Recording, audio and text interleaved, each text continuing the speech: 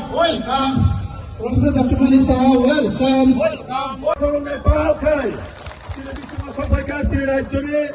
জনপ্রিয় মুখ্যমন্ত্রী professor doctor মানিক সাহাজি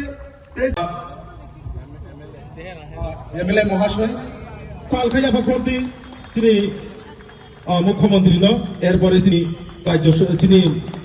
রাজ্যসভা সভানি সংসদ ঘুমনি তোরাতলা লামসক নাই এরপরে তিনি কল্যাণপুর নিয়ে এরক বং ইলিশ ব পার্টি নিয়ে বিজেপি নরেন্দ্র মোদী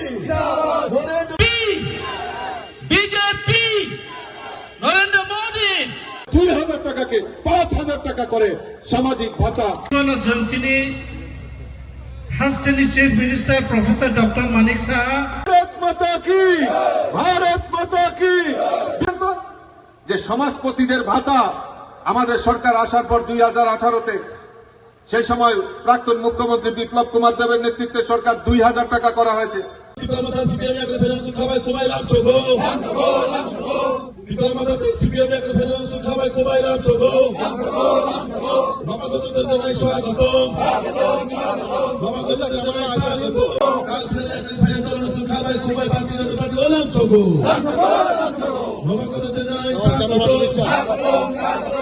भारत माता की वंदे वंदे वंदे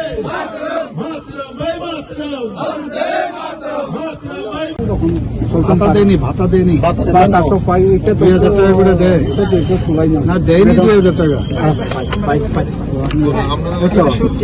আর কি যা লাগতেছে আগস্ট রাত্রি তখন 9টা 3-4টা ফ্যামিলি শুয়ে আছে কোথায় সেই তেলিয়ামুড়া থেকে খোয়াই যাওয়ার রাস্তায় কমলনগর এবং সেটা ছিল 14ই আগস্ট নেক্সট ডে 15ই আগস্ট একদল সশস্ত্র খুনি এবং তাদের যে সবুজ রঙের শার্ট প্যান্ট কারো সবুজ শার্ট এবং মাথার মধ্যে গামছা পরা হাতে AK-47 ধারালো টাক্কাল ঘরে ঢুকলো বাস বেতের ঘরে প্রথমে আগুন লাগিয়ে দিল আগুন লাগানোর পর দরজায় লাথি শুরু হয়ে গেল নিধনযজ্ঞ কাউকে কুপাতে থাকলো কাউকে গুলি করে মারলো জীবন্ত পুরো মারা হলো শুধু তাই নয় যারা গবাদি পশু ছিল তাদেরকেও মানে পুড়িয়ে মারলো তারা এবং সেই সংখ্যাটা কত 14 জন পরের দিন অনেকে 15ই আগস্ট অনেকে অনেক জায়গায় ছেলে মেয়েরা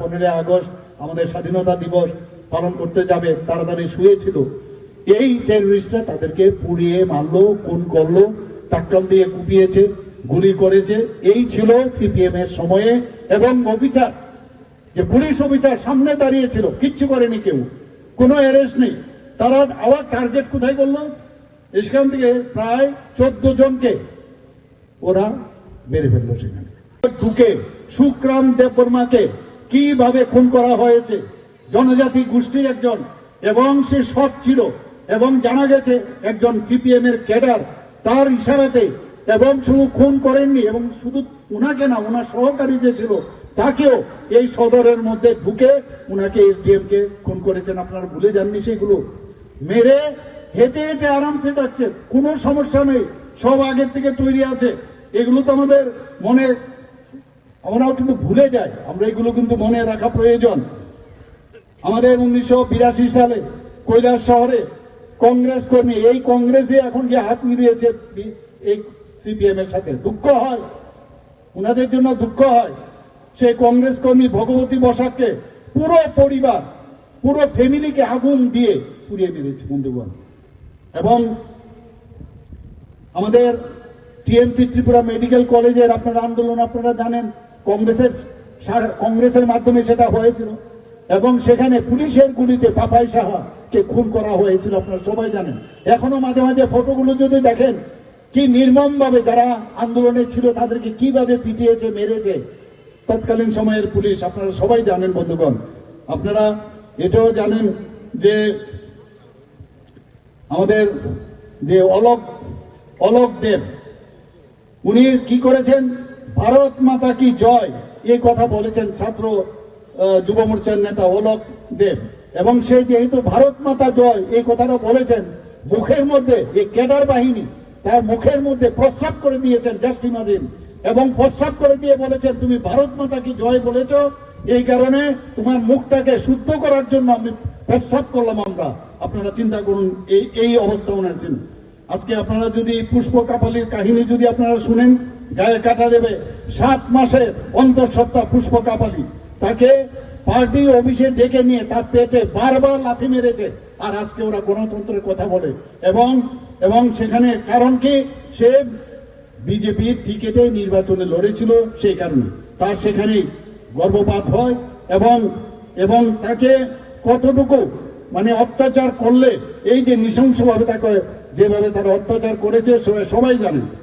62 বছর বয়স্কা বিজেপি প্রার্থী, আমি নামটা নাই বললাম, নামগুলো আমি অন্য নাম নেব না আমি, শ্যাম ভট্টাচার্য, তার বাড়ির ভিতর ঢুকে সিপিএম আশ্রিত গুন্ডা বাহিনী, এই বিজেপি যে সমর্থক, তাকে দর্শন করে তার লালসা মেটায় এই কমিউনিস্ট দর্শকরা, এবং তাকে দর্শন করে তাকে মেরেও ফেলেছে। এখানে আমাদের মাননীয় বিধায়ক এখানে আছেন, উনি খুব ভালো করে জানেন কল্যাণপুরের ঘটনা, উনি সব জানেন। আমি কল্যাণপুরেও কিছুদিন আগে গিয়েছিলাম। 26 জন নিরীহ লোককে খুন করা হয়েছে এটিটিএফ এর গুন্ডারা এবং সেই টেররিস্টরা। আমাদের এখানে চানমোহন ত্রিপুরা, আমাদের ভাবুন আপনারা, প্রথম শহীদ ভারতীয় জনতা পার্টির চানমোহন ত্রিপুরা, জনজাতি অধ্যুষিত এলাকার চানমোহন ত্রিপুরাকে, তার কি দোষ? সেই গন্ডাছড়া মহকুমায় উনি জনজাতি মোর্চা মন্ডল সভাপতি ছিলেন এবং দলপতি গ্রামের ভিলেজ কমিটি নির্বাচিত সদস্য। যখন মোদীজি 2014-তে সারা ভারতবর্ষের মধ্যে এমন একটা অবস্থা করেছে, ভয় পেয়ে গেল, এবং যেহেতু এই সিপিএম এর আমলে এরকম একটা নির্বাচিত কি করে হয়, তাকে খুন করার ষড়যন্ত্র করেছে বন্ধুগণ। ওই এলাকার যিনি এমএলএ ছিলেন, তার নির্দেশে সেই খুন করা হয়েছে। কিছু লোক গেল, গিয়ে বলল যে তোমাকে ওই বিধায়ক বলছে যাওয়ার জন্য। এরপর আর তার কিন্তু শরীর আর সুস্থ শরীরে সে ফিরে আসেননি। কি বলেছেন? সে নাকি উজাগিরি করতেন, এবং সে উজাগিরি করাতে একজন পাগলকে সে আগুন দিয়ে সে নানারকম ছেঁকাছুকি করছিলেন, এতে নাকি ওই পাগল খেপে গিয়ে ওকে মেরেছে। কিভাবে প্ল্যানিং করে বন্ধুগণ, আপনারা ভাবুন। এগুলো নিয়ে কথা বলা প্রয়োজন, ভুললে চলবে না। দাঙ্গা কিভাবে ওনাদের সময় 80 দাঙ্গা করেছে, 3000-এর মতো লোক মারা গেছে, জাতি জনজাতি। তো এদের সময় এইখানে এটিটিএফ, এনএলএফটি এবং এই ধরনের টেররিস্টরা এখানে জন্মগ্রহণ করেছে। নিপেন বাবু কি বলেছেন? যে আমি যদি জনজাতি হতাম তাহলে আমি উগ্রপন্থী হতাম। আপনাদের মনে আছে? আর কি অবস্থাটা ছিল নর্থ ইস্টার্ন জোনে, ত্রিপুরাতে কি অবস্থাটা ছিল? আর মাননীয় প্রধানমন্ত্রীজি এবং আমাদের গৃহমন্ত্রীজি এবং আমাদের ত্রিপুরা সরকার মিলে ওরা যে সৃষ্টি করেছে, সেই সৃষ্টিগুলোকে আমরা তাদের মূল শুরুতে আমরা ওনাদেরকে ফিরিয়ে এনেছি। প্রায় 11টা থেকে 12টা এখানে নর্থ ইস্টার্ন জোনে অ্যাকর্ড হয়েছে। আজকে পুরো নর্থ ইস্টার্ন জোনে শান্তি প্রতিষ্ঠিত হয়েছে, ত্রিপুরাতেও শান্তি প্রতিষ্ঠিত হয়েছে। আপনারা শান্তি চান কি চান না? শান্তি চান কি শান্তি চান না? আমি আবার জিজ্ঞেস করছি, মা বোনদের, আপনারা শান্তি চান কি চান না? শান্তি চান? শান্তি চান? তাহলে ভারতীয় জনতা পার্টিকে আপনাদের এই এডিসি ইলেকশন যে আসছে, এবং আমাদেরকে ভারতীয় জনতা পার্টি মাননীয় প্রধানমন্ত্রীজি, আমাদের জেপি নাড্ডাজি আমাদের পাশে উপস্থিত আছেন, আমাদের ত্রিপুরা প্রদেশের মাননীয় সভাপতি রাজীব ভট্টাচার্যকে জেতাবেন কিনা? জেতাবেন কিনা? চুপ করে থাকলে হবে না, বলতে হবে, জেতাতে হবে। কারণ শান্তি, যে কোনো উন্নয়নের জন্য শান্তি ছাড়া কোনো অবস্থায় সম্ভব হয় না বন্ধুগণ।